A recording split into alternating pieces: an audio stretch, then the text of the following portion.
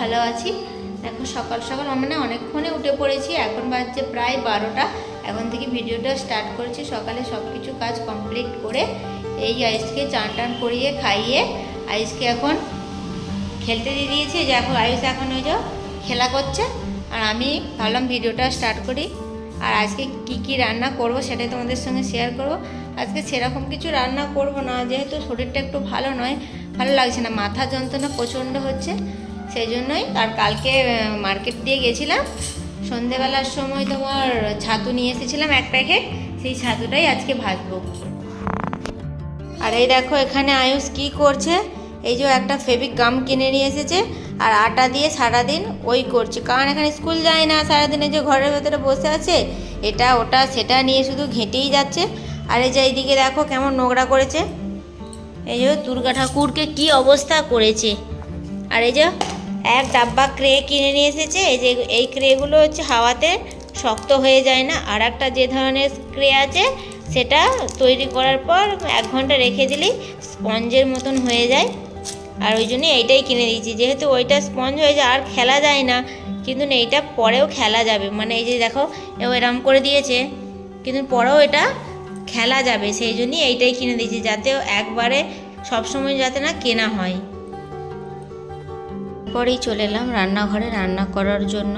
তোমাদেরকে তো প্রথমেই বললাম আজকে করব ছাতু ভাজা, সেই জন্যই দেখো এখানে সর্ষের তেল দিয়ে দিলাম। আর একটা শুকনো লঙ্কা 2 ভাগ করে এর মধ্যে দিয়ে একটু নাড়াচাড়া করে ধুয়ে রাখা ছাতুগুলো দিয়ে দেবো। ছাতুর মধ্যে একটা পেঁয়াজ আর ছাতুগুলোকে পরিষ্কার করে বেছে ধুয়ে নিয়েছি, এর মধ্যেই দিয়ে ভালো করে অল্প পরিমাণ মতন লবণ দিয়ে নাড়াচাড়া করে নেবো। আর লবণ দিতেই একটু নাড়াচাড়া করলেই ছাতু থেকে আপনা আপ জল বেরিয়ে আসবে, তাতেই ছাতু সেদ্ধ হয়ে যাবে। এভাবে খানিকক্ষণ নাড়াচাড়া করার পর দেখো আপনা আপ জল কত বেরিয়ে চলে এসছে, মনে হবে আমি জল দিয়েছি না, কিন্তু লবণ দিতে দিতেই দেখো প্রচুর জল বেরিয়ে গেছে। তারপর এর মধ্যে আমি এখন হলুদ একটু লঙ্কা দিয়ে দেবো, যাতে খেতেও ভালো হয় আর রঙটাও একটু আসে। দেখো এভাবে নাড়াচাড়া করে আমি এখন এটা চাপা দিয়ে দেবো, যাতে ছাতুগুলো হালকা হালকা সেদ্ধ হয়ে যায়। মানে এতটা জল আছে, মানে চাপা দিয়ে দিলে আপনা আপ সেদ্ধ হয়ে যাবে।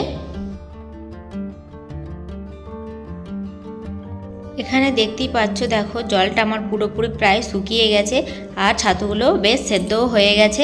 এরপর এগুলোকে আমি এখন ভালো করে হালকা আঁচে ভেজে নেবো, যাতে হালকা আঁচে ভাজলে কি হয়, যতটা সেদ্ধ হতে বাকি আছে ভাজতে ভাজতে আপনা আপ সেদ্ধ হয়ে যাবে। দেখো এখনও একটু একটু জল রয়েছে, এইভাবেই ভালো করে ভেজে নেবো। এই ছাতু ভাজা দিয়ে গরম গরম ভাত, কিচ্ছু সবজি লাগবে না, এই ছাতু ভাজা দিয়েই ভাত খাওয়া হয়ে যাবে। আমার তো খুব ভালো লাগে ছাতু ভাজা দিয়ে ভাত খেতে। কার কার ছাতু ভাজা দিয়ে খেতে ভালো লাগে আমাকে অবশ্যই কমেন্ট করে বলবে। দেখতেই পাচ্ছ এখানে আমার ছাতুটা পুরোপুরি ভাজা হয়ে গেছে, একদম পুরো গা থেকে তেল ছেড়ে দিয়েছে। এরপর এটাকে আমি একটা জায়গায় তুলে নেব। তারপরে এখানে ভাত বসিয়ে দেবো। আর আমি ভাতটা সবসময় লাস্টেই করি, কারণ অল্প চাল আর ভাতটা খুব তাড়াতাড়ি হয়ে যায়, সেই জন্যই লাস্টেই করি। আর গরম গরমও থাকে ওর পাপা যখন আসে। আজকে আর কিছু সবজি করিনি, ওই ছাতু ভাজা আর ডাল করেছিলাম। আর এইদিকে দেখো আয়ুষকে পড়তে দিয়ে গেছিলাম, একটা তো কিছু লেখেই নি, দেখো বই মাথায় দিয়ে ঘাড় গুঁজে বসে রয়েছে, পা ফা তুলে দিয়ে বসে রয়েছে। এইভাবে কি করে যে ছেলেদের পড়াশোনা হবে জানি না। আর এই যে এইদিকে দেখো, তোমাদের তো আগের ভিডিওই দেখিয়েছিলাম, মাছ কিনে নিয়ে এসেছিলাম, 4টে মাছ কিনে নিয়ে এসেছিলাম, তার মধ্যে 3টে মরে গেছে আর এই যে একটাই রয়েছে। ভাবছি যেদিনে যাব বাইরে আরও 2টো মাছ কিনে নিয়ে আসব। কেন মরে গেল, কি করে মরে গেল বুঝতে পারছি না। যেদিনে যাব সেদিনে ভালো করে জিজ্ঞাসা করব কীভাবে এদিকে রাখতে হয়।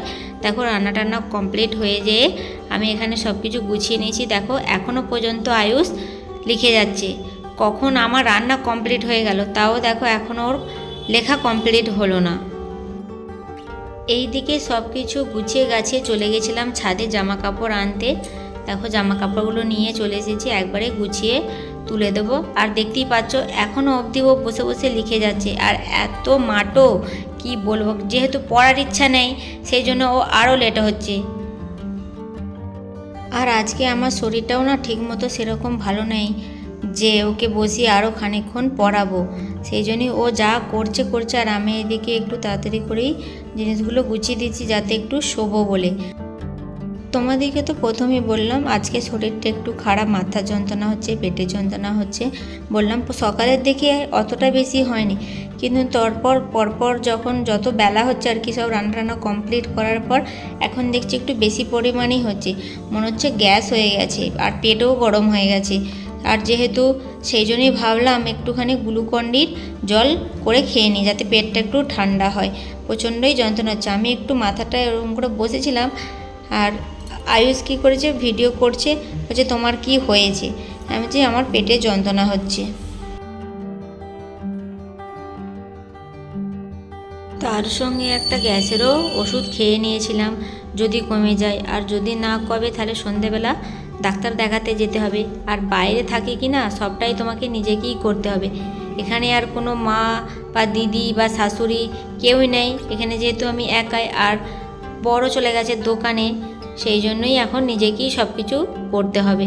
তারপরে দেখো একবারটি বাইরে বেরিয়ে এসে দেখলাম একটু আকাশটা মেঘ ধরেছিল, আর এই যে দেখতেই পাচ্ছ বাইরের কি অবস্থা, চারিদিকে একদম পাতায় ভর্তি। রোজ আমাকে ঝাড়ু মেরে মেরে এক জায়গায় জড়ো করে পুড়িয়ে দিই, নইলে তো অনেক হয়ে যাবে, সেই জন্যই এক কাছে জড়ো করে পুড়িয়ে দিই যাতে পরিষ্কার হয়ে যায় চারিদিকটা।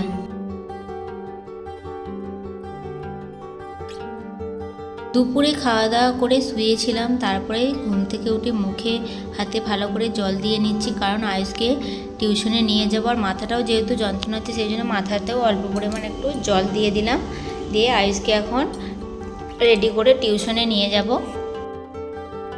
তার জন্য এখানে আয়ুষকে এখন দুধ দিয়ে দেবো, একটু দুধ আর বনবিটা এর সঙ্গে গুলে দিয়ে দেবো, নইলে আয়ুষ শুধু দুধ খেতে পারে না। যতক্ষণ না ওর সঙ্গে হরলিক্স কিংবা কমপ্ল্যান বনবিটা যাই হোক না দেবে ততক্ষণও খাবে না। ছোট ছেলেদের দুধের সঙ্গে হরলিক্স কিংবা কমপ্ল্যান মিশিয়ে তাদেরকে দিলে তারা খেতেও পছন্দ করে না, কারণ তাদের টেস্টটা পাল্টে যায়, তো সেই জন্যই তারা খেয়েও নেয়। আর এইদিকে দেখো আমি দুধ নিয়ে এদিক ওদিক করছি আর ও এদিক ওদিক করে ছোটাছুটি করছে। ওকে খাওয়ানোর জন্য কত কী না করি, কিন্তু শেষ পর্যন্ত দেখবো সেও খাবে না, সবেতেই না। তো যাই হোক আয়ুষকে টিউশনে দিয়ে চলে এসেছিলাম, কারণ ওর 6টা থেকে টিউশন থাকে। সন্ধে দিয়ে দিলাম। আর আমার ভিডিও যদি ভালো লাগে তো একটা লাইক, কমেন্ট, শেয়ার ও সাবস্ক্রাইব করে আমার পাশে থাকবে। আর দেখো দেখতেই পাচ্ছ সন্ধে হয়ে গেছে। আয়ুষ যখন 6টায় টিউশন দিতে যায় ও আস্তে আস্তেই সন্ধে হয়ে যায়। ভিডিওর মধ্যে যদি কোনো কিছু ভুল হয়ে থাকে তো আমাকে প্লিজ ক্ষমা করে দেবে। আজকের মতো ভিডিওটা এখানেই শেষ করছি।